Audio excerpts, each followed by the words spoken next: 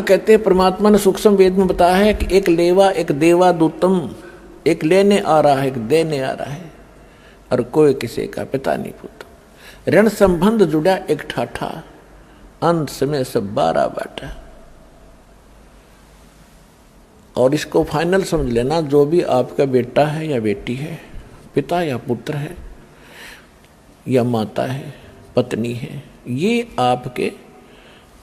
आपका लेन देन कोई ऋण है इनके साथ, ये पूरा करना पड़ेगा। अब ये है कि जैसे हमने किसी का ऋण देना है और हमारी इनकम इतनी है नहीं, तो हम हमेशा भयभीत से रहते हैं, लज्जित से रहते हैं। और यदि हमारी इनकम ठीक हो जाए तो ऋण दे देंगे, खुश होकर, क्या होगा, ऋण हो भी जाता है, कोई बड़ी बात नहीं। तो अब परमात्मा आपको ऐसी नौकरी देगा, ऐसी भक्ति देगा, उसकी मजदूरी करियो, और इससे आपके वो ऋण बहुत आसानी से सुलझ जाएंगे, बेटे का हो चाहे बेटी का हो। और फिर समर्थ के पास एक पावर है, मासा घटे न तिल बधे, विद ना लिखे जो लेख, सच्चा सतगुरु मेट कर ऊपर मार दे मेघ। आपका आपस का कोई ऋण देन है, आप शरण में आगे परमात्मा की, वो कैंसिल कर देगा। जा भाई, मेरा तो ऋण था यो, और माफ कर दिया। बच्चों को मैं दूंगा तुम्हारे, इनको पालूंगा पोसूंगा, इनके संस्कार बनाऊंगा, आप हो ऋण मुक्त, आप भी पार, ये बच्चे भी पार हो जाएंगे। तो ऋण खत्म कर दिया दोनों का। जैसे एक बार सरकार ने, जो सरकार से लोन ले रखा था लोगों ने, गना हो गया था, ब्याज पे ब्याज चले था, बहुत परेशानियां थी। कुछ एक तो किसान आत्महत्या भी कर गए थे ऋण के मारे में। फिर सरकार ने वो माफ कर दिया, हो गया बरी, बस खत्म हुई, टेंशन है खत्म होगी। तो इसी प्रकार यह सच्ची सरकार है कबीर परमात्मा, आपके सारे ऋण माफ कर देगी, एक दूसरे का जेड़ा जो है कति सुलझा देगी, और फिर भक्ति करेंगे। ऐसा अध्यात्म ज्ञान ये कहता है, तत्व ज्ञान में परमेश्वर बताते हैं कि जो राखो तो ही रहूं और मेरा के चारा, जैसे राखो मालिक वैसे ही रहूं। हमारा कोई इस पर जोर नहीं है, हमारा के चारा, और खाने जाद गुलाम हूं, खाने जाद खरीद हूं गुलाम तुम्हारा, मैं तो आपका हो गया। जैसे पहले गुलामों को मोल लिया करते सेठ साहूकार राजा ठाकुर लोग, जैसे पशुओं को खरीदते हैं, मोल लेते हैं, फिर वो परमानेंट उसका हो जाया करता, और बेचना होता वो अलग बात थी। तो यहाँ परमात्मा कहते हैं कि मैं ऐसा भाव बनाओ आप अपना भगवान के प्रति कि हे दाता, आपका दास हूँ, गुलाम हूँ, और जैसे रखोगे नो ही रहूँगा, मैं तो ईब आपका हो गया। जब तक आप सतगुरु शरण में नहीं आते हैं, आपका संतान नहीं है तो नहीं है, तो नहीं है, नहीं होती। फिर हम क्या करते हैं, किसी का बच्चा लेते हैं, अडॉप्ट करते हैं, गोद लेते हैं। फिर आगे चल के क्या होता, जब बच्चा युवा होता है, उसके अपने संस्कार अपने हिसाब से वो चलता करता कार्य करता है, तो लास्ट में ये आता है कि भगवान, अगर मेरा बच्चा होता, वो बूढ़ा बुढ़िया यूँ क्या करें, फिर बतलाते हैं, तो क्या ये ऐसा व्यवहार करता, यानी फिर उसके साथ भी खिंचाता नहीं। तो परमात्मा कहते हैं कि ये भूल है आपके, क्योंकि आपने लोकवेद और परंपरा का ही निर्वाह किया है। अब जब आप परमात्मा की शरण में आ जाओगे, फिर वो जो चाहेगा वो करेगा। यदि आपको संतान देना अनिवार्य समझेगा, कोई अपनी अच्छी आत्मा भेजेगा। और दूसरी बात ये होती है कि समाज ये कहता है कि जिसके संतान नहीं वो मनहूस व्यक्ति है, और यहाँ तक कहा करते थे कि उसकी शक्ल नहीं देखनी चाहिए सुबह सुबह जिसके संतान ना हो। बे औलादे आदमी की सुबह सुबह दर्शन नहीं होने चाहिए। ये तो है लोकवेद दंत कथा, एक संसार के विचार, जगत के विचार। और भगत के विचार सूक्ष्म वेद क्या कहता है? देखो, वैसे तो सभी अच्छी आत्माएं हैं परमात्मा की, जो भगवान के चरणों में लगे हैं, मनुष्य शरीर प्राप्त है, अपना निर्वाह कर रहे हैं, ठीक ठाक रह रहे हैं, वो तो अच्छी आत्मा सभी हैं। लेकिन सूक्ष्म वेद में ये बताया है कि वो परमात्मा की दृष्टि से वो बहुत ही अच्छी किस्मत के व्यक्ति है जिनका संतान नहीं है। अपने आत्माओं हमेशा जगत और भगत का इन बातों पर आपस में विरोध और झगड़ा रहा है। ये झगड़ा रहो या ना रहो, या सच्चाई है। उसका कारण क्या है कि जैसे सुखदेव ऋषि जी मां के गर्भ से निकलते ही 12 वर्ष की तक मां के गर्भ में रहे थे, और मां के पेट से बाहर आते ही वो 12 वर्ष की आयु का शरीर बन गया एकदम उसका, और उठकर चल पड़े अपनी और नाल को साथ कंधे पर डालकर कि आगे काटूंगा इसने कितने। तब उसके पिता व्यास ने कहा था कि बेटा मुझे दर्शन तो दे दे। अरे 12 वर्ष तक इंतजार करी, पुत्र होगा पुत्र होगा, पुत्र मोह में व्याकुल हूं मैं बेटा। तो सुखदेव ऋषि ने देखा नहीं अपने पिता की ओर, और चलते चलते कहा कि ऋषि जी अब मुझे इस यहाँ के इस जो संसार का ये जो चक्र है इसका मुझे पूर्ण ज्ञान हो गया, और अब मैं इसमें फंसू नहीं। और ऋषि जी ना जाने कितनी बार आप मेरे बाप हो लिए, ना जाने कितनी बार मैं तेरा बाप हो लिया। ये तो बुरी बीमारी है, इब का मेरी कट्टन दे।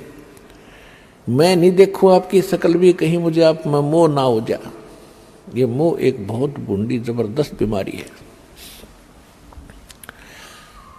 तो सुखदेव ऋषि ने सूक्ष्म वेद में कहा है कि सुखदेव ऋषि क्या बोले?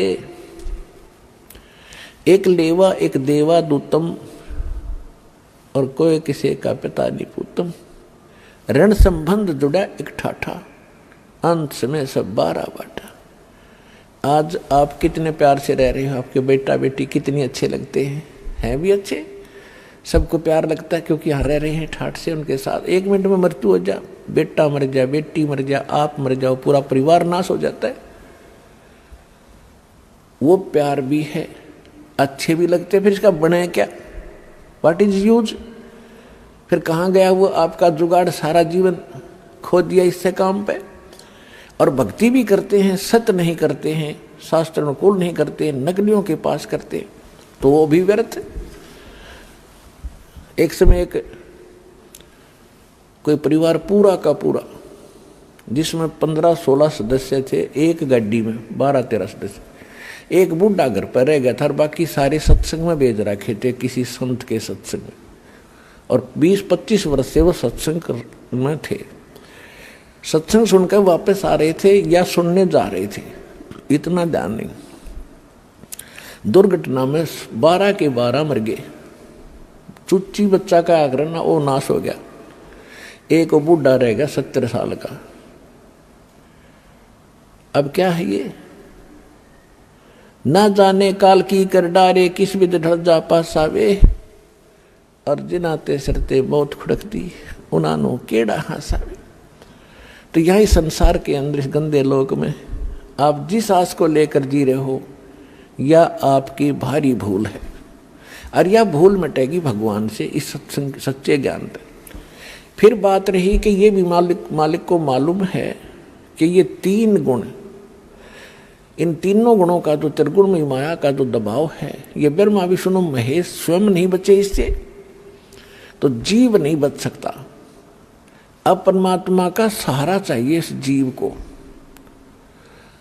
तो किस परमात्मा का? यदि आप ब्रह्मा विष्णु जी का सहारा लेते हो युग काल के अंतर्गत, और काल ने आपको फंसा रखा है, तो आप इस जाल से बाहर नहीं हो सकते। यदि शंकर जी की पूजा करते हो तो भी नहीं हो सकते। ब्रह्म की पूजा करते हुए स्वयं ही आपको फंसा ही रहा है, ये तो आपको इस मार्ग पर आने ही नहीं देगा जिससे आपका छुटकारा हो, क्योंकि इसको यहाँ आपको फंसाए रखना इसका एक उद्देश्य है कि इसको भूख लगती है, इसको श्राप लगा हुआ है काल भगवान को, ब्रह्म को, जो गीता अध्याय नंबर 11 के श्लोक नंबर 32 में कहता है कि अर्जुन मैं काल हूँ और सबको खाने के लिए अब आया हूँ, श्री कृष्ण में प्रवेश कर गया हो, ये ऐसे करता है। तो इसको श्राप लगा हुआ है 1 लाख मानव शरीरधारी प्राणियों के नित आहार करने का। उसके लिए आपको ऐसे रोक रखा कबीर साहब ने बताया धर्मदास जी को कि जैसे कसाई बकरे पालता है और बकरे और बकरी नर मादा छोड़ देता है एक बाड़े में, पूरे उनके लिए चरागाह भी बनाता है, जलाशय भी बनवाता है, ऊपर शेड भी डालता है गर्मी सर्दी ओलों से बचाने के लिए।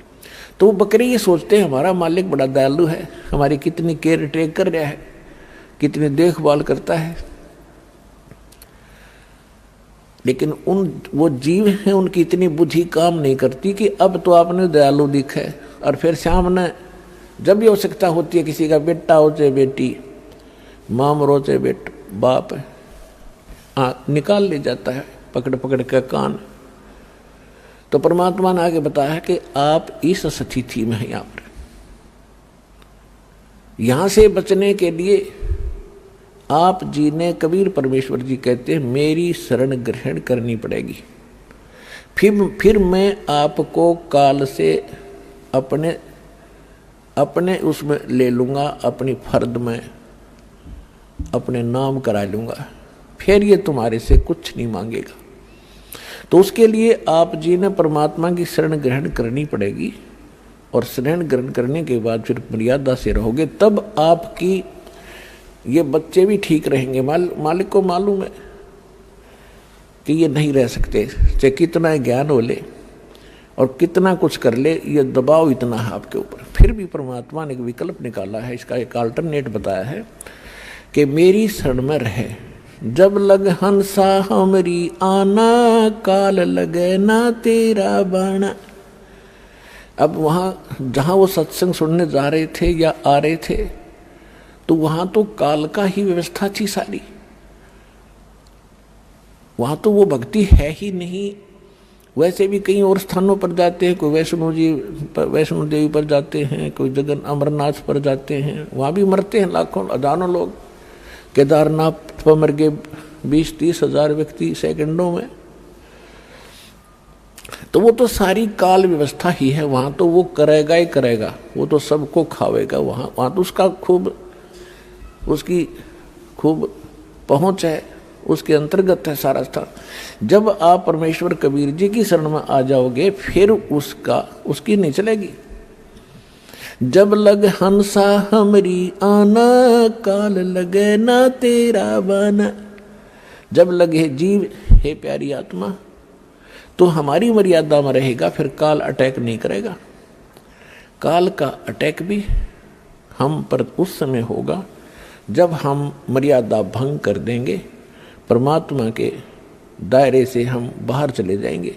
तो परमात्मा कबीर जी की मर्यादा भंग होते ही आप इनसे बाहर चले गए, और इससे बाहर सारा काल ही काल है। जैसे समुद्र में, समुद्री जहाज में आप बैठे हो और कोई नशा करके समुद्र में कूद जा, तो उस जहाज ही बचाव का स्थान था, वो दिया छोड़े तो वहां तो डूबोगे, मरोगे। तो इस स्थान को छोड़कर पूरे विश्व में काल व्यवस्था है, इसको छोड़कर जहां भी जाओगे वहां आपको कोई प्रोटेक्शन नहीं होगा, दुख के अतिरिक्त कुछ नहीं मिलेगा। अब प्रसंग चल रहा है कि जैसे जिनके संतान नहीं है उनको अच्छी आत्मा एक भाग्यशाली बताया है, और संसार विचारों से वो मनुष्य बताए जाते हैं। तो जगत और भगत की सोच में इतना अंतर सदा से रहा है, जिस कारण से आपस में ये झगड़े बने रहे। अब बुद्धिमान समाज है, खूब समझेगा, एजुकेटेड किया जाता ना आपको, बूढ़े से लेकर बालक तक, बहन बेटी माताएं सभी शिक्षित कर दी। और हमने ऐसे ऐसे इंस्ट्रूमेंट बना लिए, इंटरनेट लगा लिया और कंप्यूटर बना लिए, तो राम नाम का भी हम बनाएंगे भी इंटरनेट, इसमें भी इतना दिमाग लड़ाएंगे अपना। तो यहाँ परमात्मा कहते हैं कि जैसे एक लेवा एक देवा दूतम और कोई किसी का पिता नहीं पूतम। ये तो ऋण संबंध जुड़ा एक ठाठा। जैसे दास कई बार कथा सुनाता है, एक व्यक्ति को एक पुत्र प्राप्त होकर उसकी पत्नी मर गई, दूसरा विवाह कराया तो दूसरी विवाह से उसे पुत्र प्राप्त हुआ, उसमें आपस में 10-12 वर्ष का अंतर था, 8-9 वर्ष का अंतर था। तो दूसरा पुत्र हुआ तो वो स्वयं भी मर गया और उस पुत्र की छोटे वाले की माँ भी मर गई। बड़े वाले का विवाह हो गया, उसकी पत्नी आ गई। अब वो माँ के तो दोया के थे, पिता एक था। तो जो पहले वाली माता से उत्पन्न था उसका विवाह हो गया, उनका संतान अभी थी नहीं। उधर से वो छोटे वाला जो दूसरी माँ का था वो बीमार हो गया, रोगी हो जाने से उसका उपचार करवाया। तो फिर उपचार कराते हैं तो पैसे लगते हैं। तो दोनों पति पत्नी ने विचार विमर्श किया कि इसका इलाज कराएंगे और ये बहुत पैसा खर्च हो जाएगा, और क्यों ना इसको विष देकर ख़त्म कर दें। उन्होंने एक डॉक्टर से बात की, वैद्य से, कि हम ऐसे ऐसे कर दो, बीमार ये है ही, रोगी है ही, लोग सोचेंगे रोगी था मर गया। तो वैद्य ने कहा कि मैं 500 रुपये लूँगा। अच्छी संपत्ति थी, संपत्ति का वो वारिस था 50% का। उन्होंने 500 रुपये देकर अपना कांटा निकाल दिया, उमरवा दिया। रिलेटिव्स ने सोचा, रिश्तेदारों ने सोचा भी बीमार था मर गया, कोई बात नहीं, बात आई गई हुई। उधर से क्या हुआ कि उधर से उसकी पत्नी को गर्भ रहा, एक पुत्र की प्राप्ति हुई और खुशी का ठिकाना नहीं। उस बच्चे को बड़े लाड प्यार से खवाया प्याया, गिने दिनों में वो युवा हो गया, सेहत अच्छी थी। पहले 12-13 वर्ष की आयु में विवाह कर देते थे, उस बच्चे की शादी कर दी, विवाह कर दिया। विवाह के कुछ दिन के बाद वो बच्चा बीमार हो गया। उसका वो भाई जो बीमार हो गया, उसका लड़का, तो उसके ट्रीटमेंट के लिए उसने कति देश विदेश तक सभी झाड़ फूक वाले, किसी ने 1000 रुपये मांगे, 20,000 मांगे, सब दे दी। वैद्यों ने भी जो मुंह मांगा पैसा दिया, लेकिन रिजल्ट 0 रहा। आधी संपत्ति भी बिक गई और लड़का खाट पकड़ गया, अस्थि पंजर शेष दिखाई दे। तब उसने एक दिन, उसका पिता बैठा था साथ में, चारपाई के साथ में। लड़के ने कहा कि भाई साहब एक काम कर, अब मेरे कफन की लकड़ियों की तैयारी कर ले, तेरा मेरा हिसाब हो गया। अब केवल लकड़ियों का और ये कफन का हिसाब किताब शेष है, उसको कर तैयार। अब उस व्यक्ति ने सोचा कि लड़का इतना डिस्टर्ब हो गया, इसका मेंटली डिस्टर्ब हो गया, यो मुझे भाई कहता है। उसने कहा बेटा मैं तेरा पिता हूँ, तेरा बाप हूँ मैं। बोला नहीं, तू मेरा भाई है, और विचार कर मैं तेरा वो भाई हूँ जिसने तुझे विष देकर मरवाया था।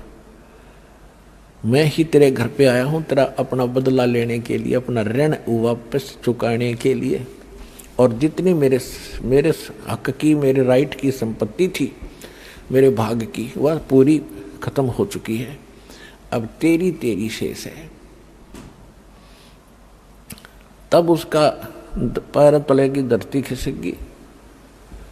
अपने कुकृत्य का उसको याद आया।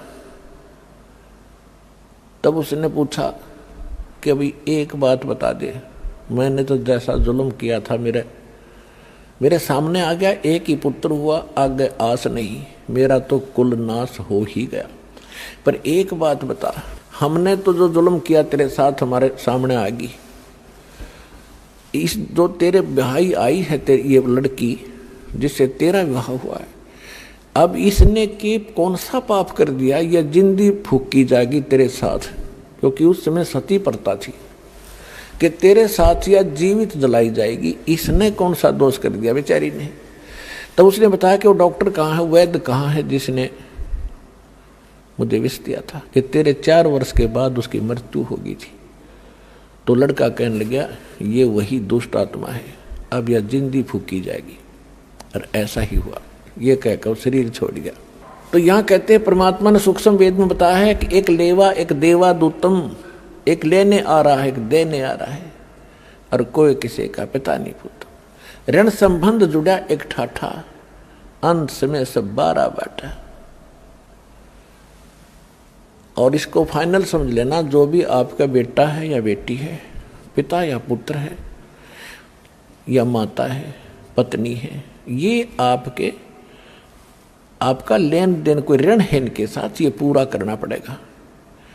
अब ये है कि जैसे हमने किसी का ऋण देना है और हमारी इनकम इतनी है नहीं, तो हम हमेशा भयभीत से रहते हैं, लज्जित से रहते हैं। और यदि हमारी इनकम ठीक हो जाए तो ऋण दे देंगे, खुश होकर, क्या होगा, ऋण हो भी जाता है, कोई बड़ी बात नहीं। तो अब परमात्मा आपको ऐसी नौकरी देगा, ऐसी भक्ति देगा, उसकी मजदूरी करियो, और इससे आपके वो ऋण बहुत आसानी से सुलझ जाएंगे, बेटे का हो चाहे बेटी का हो। और फिर समर्थ के पास एक पावर है, मासा घटे न तिल बधे, विद ना लिखे जो लेख, सच्चा सतगुरु मेट कर ऊपर मार दे मेघ। आपका आपस का कोई ऋण देन है और आप शरण में आगे परमात्मा के, वो कैंसिल कर देगा। जा भाई मेरा तो ऋण था यो, और माफ कर दिया। बच्चों को मैं दूंगा तुम्हारे, इनको पालूंगा पोसूंगा, इनके संस्कार बनाऊंगा। आप हो ऋण मुक्त, आप भी पार, ये बच्चे भी पार हो जाएंगे। तो ऋण खत्म कर दिया दोनों का। जैसे एक बार सरकार ने,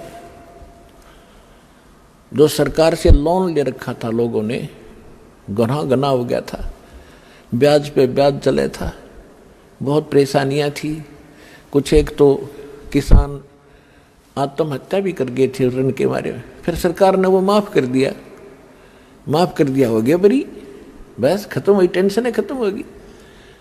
तो इसी प्रकार यह सच्ची सरकार है कबीर परमात्मा, आपके सारे ऋण माफ कर देगी।